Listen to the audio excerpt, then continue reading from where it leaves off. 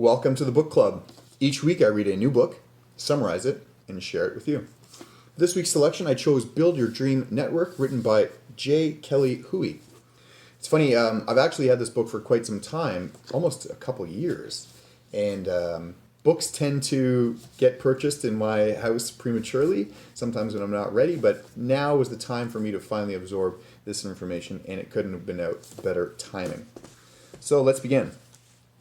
What does networking mean to you? According to author Kelly Hui, it's as simple as a Facebook update, a printed birthday card, a tweet, a pin, and even a like are all methods of social networking. However, what most perceive as random acts of socializing, to this author, they are strategic, methodical, and they are means to grow one's network and their personal brand. Something like a retweet or a share is a great way to build rapport and begin to get someone's attention. During the entirety of this book, one of the common themes that author continued to express is the strategy of online and the value of offline. More on this later. In today's fast-paced, social media-driven professional and personal world, it's easy to get connected to almost anybody. If it's for the reason to personally move you forward in a job or a career or seeking funding from potential investors, there are steps to take much earlier before you straight up ask for that interview or ask for that donation. Take Jennifer Johnson, professional recruiter, whose objective is to connect brands with influencers. She suggests before you make contact with any of your prospects, make sure you're already doing the following: retweet, like, repost, and pin their content, subscribe to their newsletters, YouTube, podcasts, and share their insights within your network, attend their meetups, events, live video sessions, and promote and live tweet their events when you're there.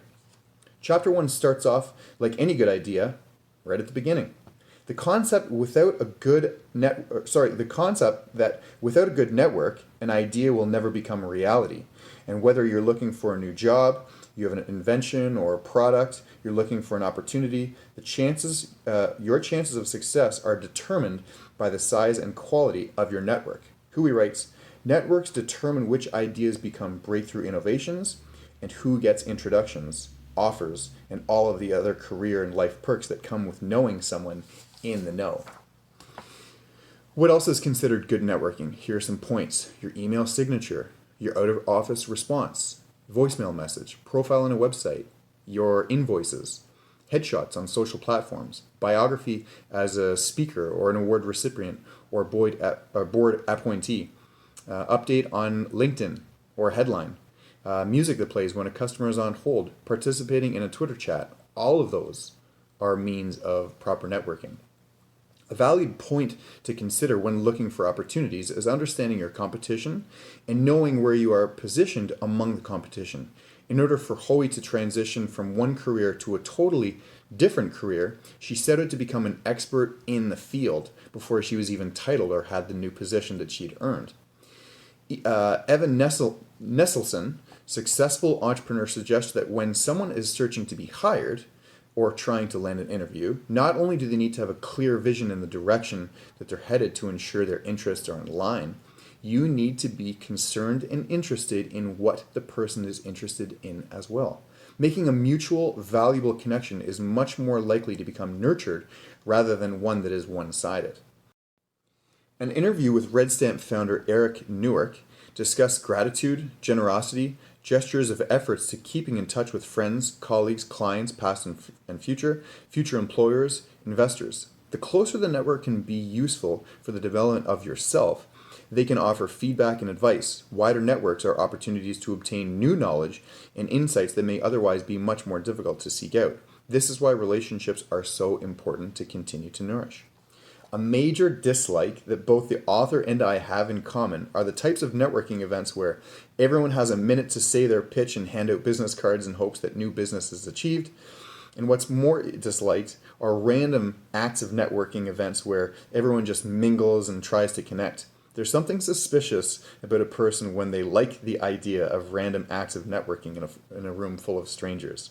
Hui says it's ancient and counterproductive. Hui writes, if she's going to an event with a room full of strangers, basically it means that she's unprepared and clearly not focused. The only way around this is to set yourself up with clear goal and a plan of action. It's what you put into each opportunity and one event, especially on the back end of things.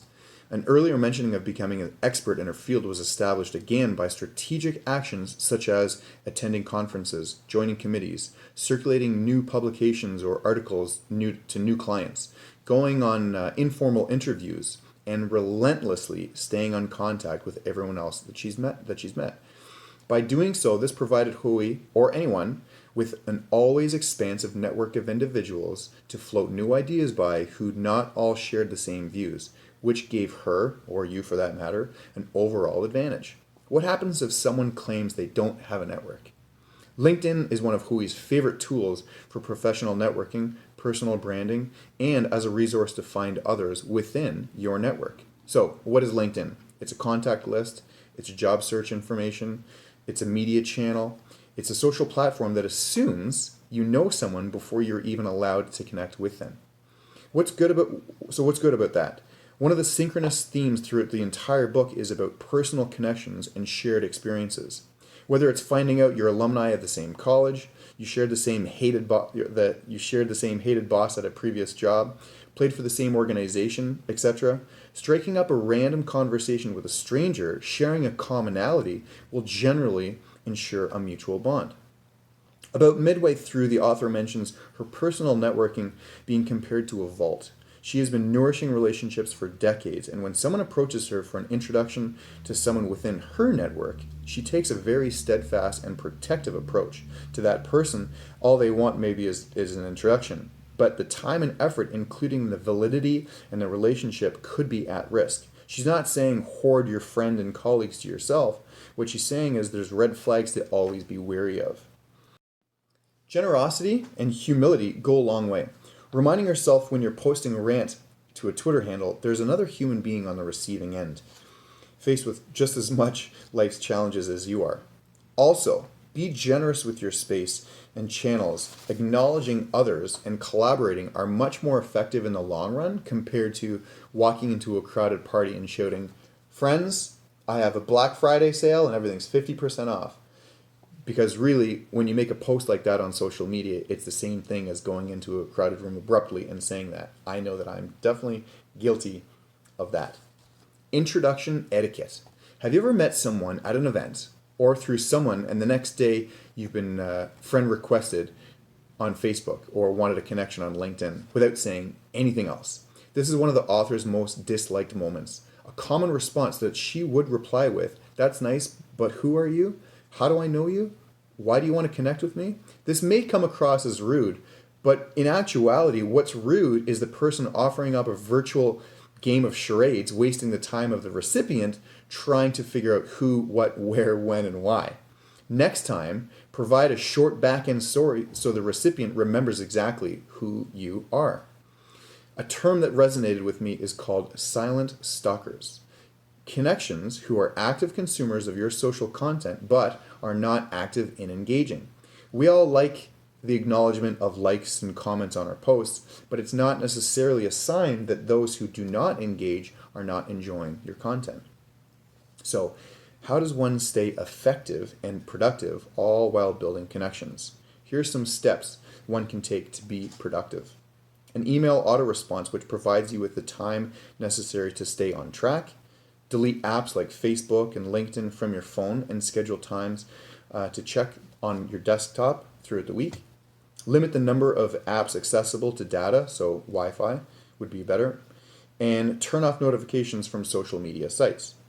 One of the last chapters, titled Networking #Fails, goes into some groups of peoples and actions to be wary of. Death eaters. Someone who constantly asks for new connections or random introductions but does not reciprocate. Intruders. Be wary of the person who is seeking an introduction. Your prized contact may be only needed once, but you likely need that contact for a lifetime. Hey, I just met you remix. The biggest networking waste of time is to waste other people's time, especially when the information is readily available. Make it easy for your network to help you. Avoiding 911. Friends, followers, and fans aren't likely to help you unless they feel part of your journey. A networking failure would be considered when someone doesn't take the steps to communicate their dreams, their ambitions, their goals regularly to their network. Continued engagement through continued communication builds rapport and trust rather than diminishing it with an email, Facebook post that's seeking last-minute assistance. Keeping your qualifications connected. The new way to search for a job is digitally driven and fueled by having connections. Keep your profile and info up to date. Dropping the ball. Supporting someone through their journey into success is much more appreciated than a single congratulatory note. It's basically saying that, hey, now that you're a success, you're useful to me. Dump and drive. Have you ever had an email or friend say, hey, you should connect with this person, and then they disappear? It's up to them to explain why the two strangers should connect. Better yet, ask for permission first to make that initial introduction. Oversharing. Your whole life doesn't need to be on display. That being said, everyone is essentially seeking a stronger bond. So be wary of your rants, posts, repetitive selfies in the mirror, shoe collections, or third entree at a dinner. But the quality and quantity of your posts will result in more engagement. And there are several more points that she made that are all really, really valid. Finally, an interesting observation that was discussed throughout the book was that introverts are often the most successful networkers.